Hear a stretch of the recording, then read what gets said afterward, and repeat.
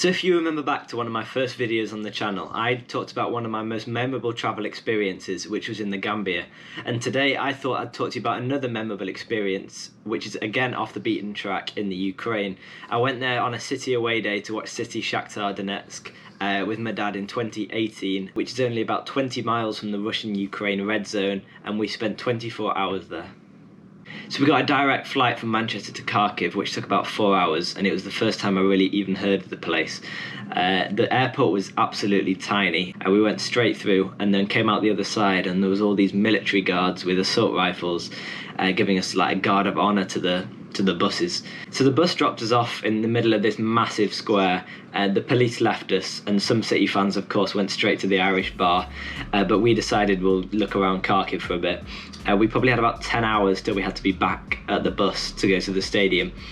So we changed money and then went for a look around the city, and there is nothing there. So we're kind of hanging about, looking at things really slowly. There was this golden top church, which was kind of typical in Ukraine, which a wedding was going on, which looked alright. So we then just walked around some other sites in Kharkiv and came across this Annunciation Cathedral, which was one of the first Orthodox churches in the Ukraine.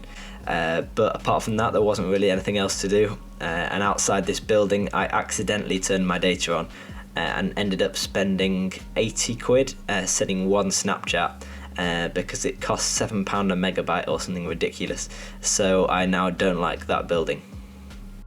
So here are some more photos of random Kharkiv streets to give you about as much pain as I had sitting in a Kharkiv restaurant window for about 7 hours. However, we had an infinite amount of coffees and burgers, and then we headed back into the centre where we joined the other City fans who had been in the Irish bar since about 7 a.m. So we had a few pints, also known as water, because they were watered down so much. However, some City fans did manage to get smashed, probably because they'd been there since 6 a.m. Anyway, after some Donetsk fans thought it'd be a great idea to steal some of our scarves, we got on the bus and headed to the stadium. And then we had to go through probably about 6 rows of security to get in. I've never been anything through that tight before. Everyone was just patting you down, making sure you had nothing.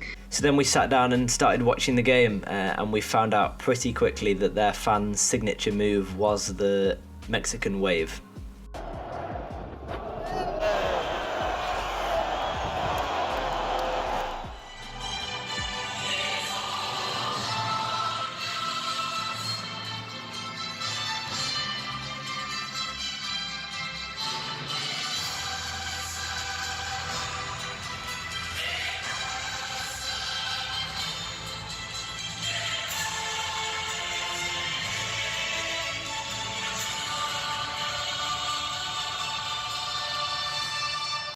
So City ended up winning 3-0, which was pretty good and made the journey worth it. But my opinions on Ukraine aren't particularly great. So the journey was 5 hours on the way back on the plane, and it was even worse on the way back because everyone smelled of beer and sweat, and it wasn't particularly nice.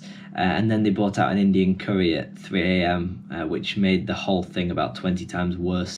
So that was one of my most memorable travel experiences, which was in the Ukraine, completely different to the Gambia.